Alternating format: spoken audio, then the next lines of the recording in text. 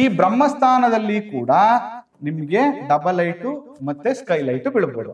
ಈ 4 ಭಾಗಗಳಲ್ಲಿ ಎಲ್ಲೇ ನೀವು ಸ್ಕೈಲೈಟ್ ಮಾಡಿದ್ರು ಅಭಿವೃದ್ಧಿ ಆಗತ್ತೆ, ದೈವ ಬಲ ಪ್ರಾಪ್ತಿ ಆಗತ್ತೆ, ಹೆಲ್ತ್ ಚೆನ್ನಾಗಾಗತ್ತೆ ಮತ್ತು ದೈವಾನುಗ್ರಹ ಜಾಸ್ತಿ ಆಗತ್ತೆ. It is very good. Double light roof ಅಥವಾ ಸ್ಕೈಲೈಟ್ ಮಾಡ್ಕೊಳ್ಳಿಕ್ಕೆ ಇದಿಷ್ಟು ಪೊಸಿಷನ್ ತುಂಬಾ ಒಳ್ಳೆಯದು. ಶ್ರೀ ಗುರುಭ್ಯೋ ನಮಃ. ಮಾಯಕಾರ ಪ್ರಭುವೇ ನಮಃ. ಗಣೇಶ ದೇವಿ ವಾಗ್ದೇವಿ ಮಮ ವಾಕ್ಯ ಸಿದ್ಧಿ ಕುರುಕುರುಸ್ವ.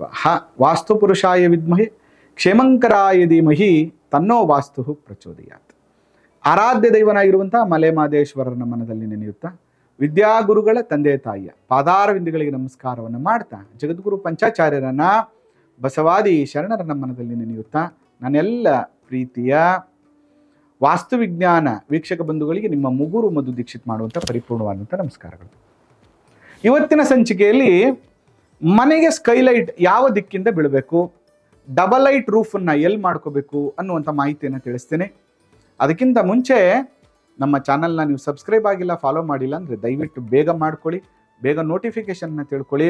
ವಾಸ್ತುವಿನ ಪ್ರಪಂಚದಲ್ಲಿ ನೀವು ಕೂಡ ನಮ್ಮ ಜೊತೆ ಪಾಲ್ಗೊಳ್ಳಿ ಅಂತ ಹೇಳ್ತಾ, ಇವತ್ತು ಡಬಲ್ ರೂಫ್ ಹೈಟ್ ಮಾಡ್ಕೊಳ್ಳುವಂಥದ್ದು ಇವತ್ತು ಟ್ರೆಂಡಿಂಗ್ ಆಗಿದೆ ಮತ್ತು ಸ್ಕೈಲೈಟ್ ಮಾಡ್ಕೊಳ್ಳುವಂಥದ್ದು ಕೂಡ ಟ್ರೆಂಡಿಂಗ್ ಆಗಿದೆ.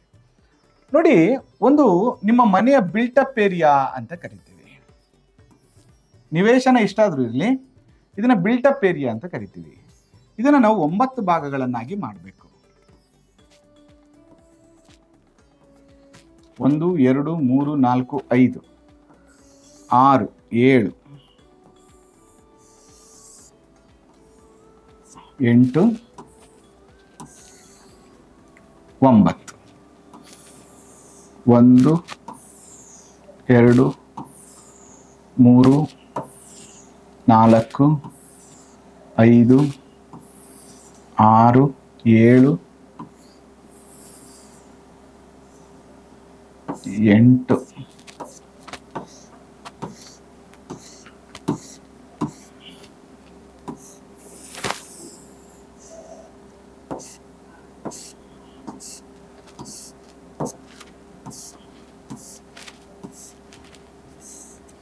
9 ಈ ರೀತಿಯಾಗಿ ನಾವು ನಿಮ್ಮ ನಿವೇಶನದ ಒಳಗೆ ಬಿಲ್ಟಪ್ ಏರಿಯಾ ಅಂತ ಏನು ಕರಿತೀವಿ, ಆಯಾ ಅಂತ ಕರಿತೀವಲ್ಲ, ಅದನ್ನು ಈ ರೀತಿ 9 ಭಾಗಗಳನ್ನಾಗಿ ಮಾಡ್ಕೋಬೇಕು.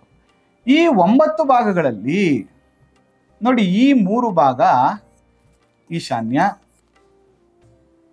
ಮಧ್ಯದ 3 ಭಾಗ ಪೂರ್ವ, ನಂತರದ 3 ಭಾಗ ಆಗ್ನೇಯ, ಮಧ್ಯದ 3 ಭಾಗ ದಕ್ಷಿಣ, ನಂತರದ 3 ಭಾಗ ನೈಋತ್ಯ, ಮಧ್ಯದ 3 ಭಾಗ ಪಶ್ಚಿಮ, ನಂತರದ 3 ಭಾಗ ವಾಯುವ್ಯ, ನಂತರದ 3 ಭಾಗ ಉತ್ತರ. ಇನ್ನು ಇಲ್ಲಿ ಸೆಂಟ್ರಲ್ ಇರುವಂತಹ 3 ಭಾಗ, ಇದಿಷ್ಟು ಕೂಡ ಬ್ರಹ್ಮಸ್ಥಾನ ಅಂತ ಕರಿತೀವಿ. ನೋಡಿ, ಇಲ್ಲಿ ಸ್ಕೈಲೈಟ್ ಎಲ್ಲಿ ಬರಬೇಕು ಮತ್ತೆ ಡಬಲ್ ಲೈಟ್ ರೂಫ್ ಎಲ್ಲಿ ಬರಬೇಕು ಅಂದ್ರೆ, ನೋಡಿ, ಈ ಉತ್ತರದ 3 ಭಾಗ ಏನಿದೆಯಲ್ಲ, ಈ ಉತ್ತರದ 3 ಭಾಗದಲ್ಲಿ ನಿಮ್ಗೆ ಸ್ಕೈಲೈಟ್ ಬರ್ಬೋದು, ತುಂಬಾ ಒಳ್ಳೇದು, ಅಭಿವೃದ್ಧಿ ಆಗುತ್ತೆ ಮತ್ತು ಡಬಲ್ ರೂಫ್ ಕೂಡ ಬರ್ಬೋದು. ನೆಕ್ಸ್ಟ್ ಈಶಾನ್ಯ ಅಂತ ಏನ್ ಕರಿತೀವಲ್ಲ, ಈಶಾನ್ಯ ಭಾಗದ 3 ಭಾಗ ಏನಿದೆಯಲ್ಲ, ಈ 3 ಭಾಗಗಳಲ್ಲಿ ಕೂಡ ನಿಮ್ಗೆ ಸ್ಕೈಲೈಟ್ ಕೂಡ ಬರ್ಬೋದು ಮತ್ತೆ ಡಬಲ್ ಲೈಟ್ ರೂಫ್ ಕೂಡ ಬರ್ಬೋದು. ಆದ್ರೆ ಇಲ್ಲಿ ದೇವ್ರ ಮನೆಯನ್ನ ಮಾಡಿ ದೇವ್ರ ಮನೆ ಒಳಗಡೆ ಲೈಟ್ ಬೀಳೋ ತರ ಮಾಡ್ಕೋಬಾರ್ದು. ಯಾಕೆ ಅಂತ ಮುಂದಿನ ಸಂಚಿಕೆಯಲ್ಲಿ ಹೇಳ್ಕೊಡ್ತೀನಿ. ಅದ್ರ ಜೊತೆ ಈ ಪೂರ್ವದಲ್ಲಿ ಕೂಡ ಡಬಲ್ ಲೈಟ್ ಮಾಡ್ಕೋಬಹುದು ಅಥವಾ ಸ್ಕೈಲೈಟ್ ಬರ್ಬೋದು. ಈ ಬ್ರಹ್ಮಸ್ಥಾನದಲ್ಲಿ ಕೂಡ ನಿಮ್ಗೆ ಡಬಲ್ ಲೈಟು ಮತ್ತೆ ಸ್ಕೈಲೈಟ್ ಬೀಳ್ಬೋದು.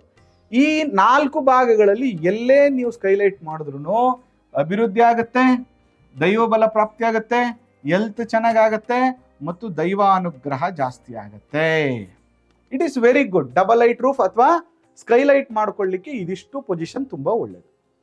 ಆದ್ರೆ ಯಾವುದೇ ಕಾರಣಕ್ಕೂ ಡಬಲ್ ರೂಫ್ ಅಥವಾ ಸ್ಕೈಲೈಟ್ ಅನ್ನ ಯಾವುದೇ ಕಾರಣಕ್ಕೂ ನೋಡಿ, ಈ 3 ಭಾಗಗಳಲ್ಲಿ ಆಗ್ನೇಯದಲ್ಲಿ ಮಾಡ್ಕೋಬಾರ್ದು, ದಕ್ಷಿಣದಲ್ಲಿ ಮಾಡ್ಕೋಬಾರ್ದು, ನೈಋತ್ಯದ ಈ 3 ಭಾಗಗಳಲ್ಲಿ ಮಾಡ್ಕೋಬಾರ್ದು, ನೈಋತ್ಯದಲ್ಲಿ ಮಾಡ್ಕೋಬಾರ್ದು, ಪಶ್ಚಿಮದಲ್ಲಿ ಮಾಡ್ಕೋಬಾರ್ದು, ವಾಯುವ್ಯದಲ್ಲಿ ಮಾಡ್ಕೋಬಾರ್ದು,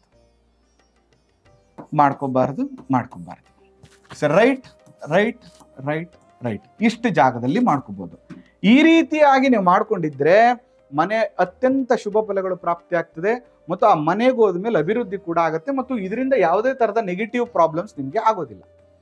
ಆದರೆ ಯಾವುದೇ ಕಾರಣಕ್ಕೂ ಈ ಆಗ್ನೇಯದ 3 ಭಾಗ, ದಕ್ಷಿಣದ 3 ಭಾಗ, ನೈಋತ್ಯದ 3 ಭಾಗ, ಪಶ್ಚಿಮದ 3 ಭಾಗ, ವಾಯುವ್ಯದ 3 ಭಾಗದಲ್ಲಿ ನೀವು ಸ್ಕೈಲೈಟ್ ಮಾಡ್ಕೊಳ್ಳೋದಾಗಿರ್ಬೋದು ಅಥವಾ ಡಬಲ್ ಲೈಟ್ ರೂಫ್ ಮಾಡ್ಕೊಳ್ಳೋದ್ರಿಂದ ನೋಡಿ, ಇಲ್ಲಿ ಮಾಡ್ಕೊಂಡ ತಕ್ಷಣ ನ್ಯೂ ಕ್ಲೈಂಟ್ಸ್ ಹೋಗುತ್ತೆ, ಮಕ್ಕಳ ಎಜುಕೇಶನ್ ಕಟ್ ಆಗುತ್ತೆ, ಫೈನಾನ್ಷಿಯಲಿ ಇಶ್ಯೂಸ್ ಆಗುತ್ತೆ, ಮಕ್ಕಳ ಅಭಿವೃದ್ಧಿ ಕುಂಠಿತ ಆಗುತ್ತೆ. ಇಲ್ಲಿ ಮಾಡೋದ್ರಿಂದ ಫ್ಯಾಮಿಲಿ ಇಶ್ಯೂಸ್ ಜಾಸ್ತಿ ಆಗುತ್ತೆ. ಇಲ್ಲಿ ಬರೋದ್ರಿಂದ litigation, property problem, name fame ಹಾಳಾಗುತ್ತೆ. ಇಲ್ಲಿ ಮಾಡೋದ್ರಿಂದ ವೆಲ್ತ್ ಹಾಳಾಗುತ್ತೆ.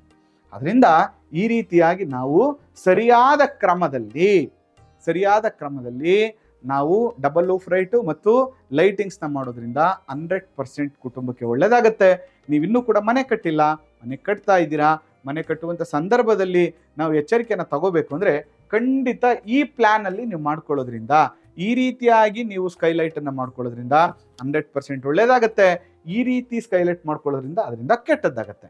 ಹಾಗಾದರೆ ಈ ವಾಸ್ತು ಟಿಪ್ಸು ನಿಮಗೆ ತುಂಬ ಸಹಾಯ ಆಗಿರುತ್ತೆ, ತುಂಬ ಅನುಕೂಲ ಆಗಿರುತ್ತೆ ಅಂತ ನಾನು ಭಾವಿಸ್ತಾ ಈ ಸಂಚಿಕೆಯನ್ನು ಮುಗಿಸ್ತಾ ಇದ್ದೇನೆ.